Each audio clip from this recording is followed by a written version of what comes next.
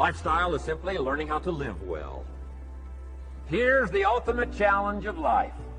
I've worked on this, you cannot believe how hard, since age 25. And that is, after applying better philosophy, attitude, and activity, and picking now up results. What are results for? Here's my ultimate challenge on results. To fashion, good word to jot down, fashion.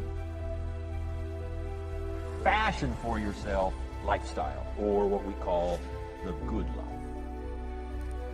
That's the ultimate challenge. To take your results, take your money, take your results, take the return, take the equities you've gathered, and now fashion for yourself a good life, like weaving a tapestry. Mr. Schoaf gave me all kinds of examples on lifestyle. He gave me two phrases that helped change my life. In case you have to leave early, let me give you these two phrases. It'll be worth the price of coming and being here. Just take these two phrases in case you have to leave early. Here's number one. Schoaf said, Mr. Rohn, if you wish to be wealthy, study wealth.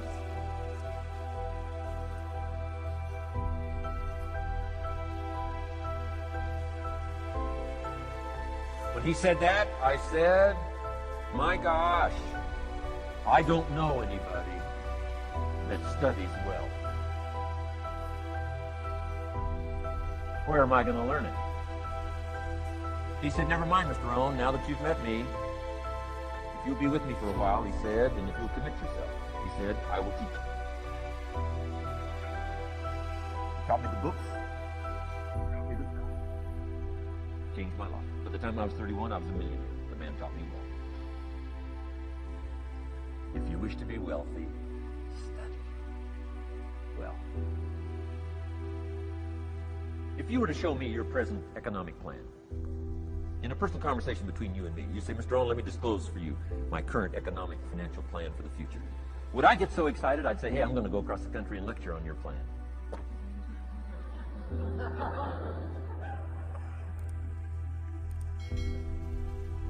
And if the answer is no, Mr. Rohn, you probably wouldn't want to go across the country and lecture on my plan. Here's my question to you. Why not? Why wouldn't you have a superior, powerful financial plan that's taking you to the places you want to go? I'm asking you, if you find yourself caught like I was at age 25, make the personal commitment today and say, I'm going to study and I'm going to change. And 5 years from now, nobody's going to be able to say, how come you don't have a superior plan living in a superior country with superior opportunity? Nobody's going to be able to say that 5 years from now. If you'll make that commitment, I'm telling you, this will be one of the most exciting days of your life. Not because of my seminar. It'll be one of the most exciting days of your life because of your commitment to this simple little process I've outlined. Here was the second phrase. Mr. Schoaf said, Mr. Rohn, if you wish to be happy, study happiness. I didn't know happiness was a study. My best hope for happiness at age 25 was to just go through the day with my fingers crossed, hoping somehow something would make me happy. Schoaf said, no, Mr. Rohn, happiness is not something you postpone. Happiness is not something off in the future. Happiness is something you design. You've got to get the word. Happiness is something you design. Happiness is a study. Happiness is a practice. Happiness is an art. It's not an accident. It's an art. And anybody that wants to can study, practice the art of happy living. Happiness is like culture. Money doesn't make you cultured, but culture is within the grasp of all of us. How much is a book on sophistication in the marketplace? $4,000? No, $40. I'm telling you, in America, everything's available. Everything's within reach. All you have to be is committed to it and make it a study. Culture is a study. Sophistication is a study. It's not an amount. It's not an account. It's a study. Money doesn't make you sophisticated and cultured. I know a guy that's rich. He's a clod. The guy's a clod. Eats with his elbow in his soup. I mean, he's just a clod. Nothing much more pitiful than a rich clod. I mean, it's a sad thing to see. Money doesn't make you sophisticated. Only study and practice makes you sophisticated. Only study and practice makes you cultured. And only study and practice makes you happy. Study and practice makes you rich. Key phrase, don't be lazy in learning. 1, how to do well. Next, how to live well. Don't be lazy in learning and practicing the art of economics, practicing the art of productivity, and practicing the art of lifestyle. Shoaff taught me in such simple terms. Shoaff said, Mr. Rohn, if you're getting your shoes shined, Shoe Shine Boy's done an exceptional job. You look down, you got one of the world's all-time great shines. And you pay him. Now, you got a little change in your hand. Question pops in your mind. Should I give him 1 quarter or 2 quarters as a tip from a neat shine? Here's what Shoaff said. If 2 amounts pop in your mind, always go for the higher amount and become the higher thinking person. That helped change my life. Here's what he said. Become a 2-quarter person. Now, you can tell that was a long time ago, when a quarter was a good tip. Now it takes dollars. Just substitute 1992 dollars for quarters. Shoaff said, hey, if you are thinking 1 quarter or 2 quarters, and you say, well, no, I'll just give him 1 quarter. He said, that'll affect you the rest of the day. The rest of the day, you'll look down, see this great shine, you'll say, I got to be really cheap. 1 lousy quarter, tip from a shine.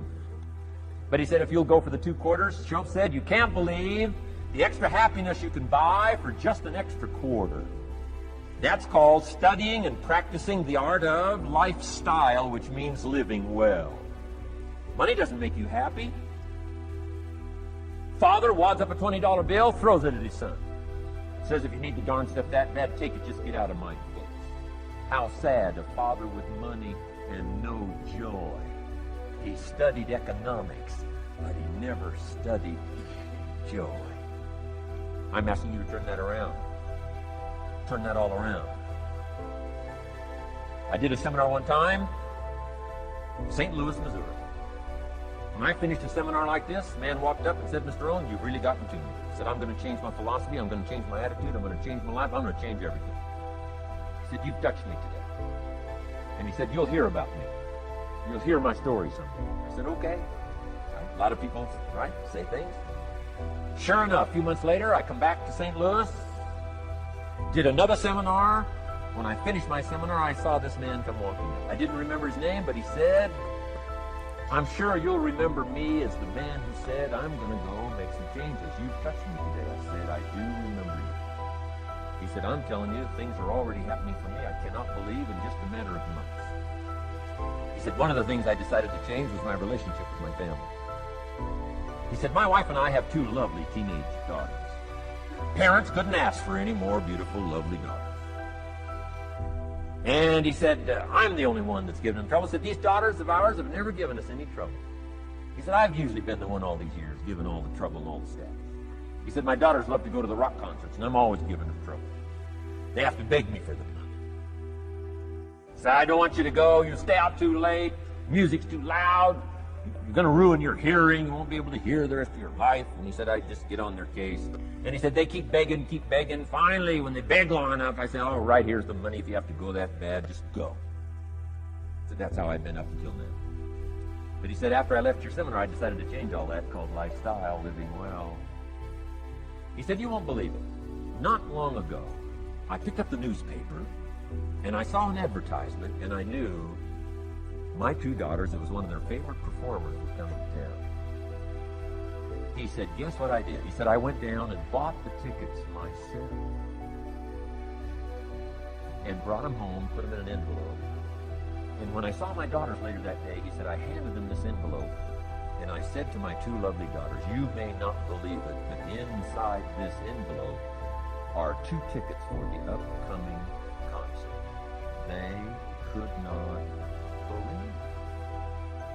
And he also added, you'll be happy to know, begging days are over. Now they cannot. He said, now don't open the envelope till you get to the concert. He said, okay.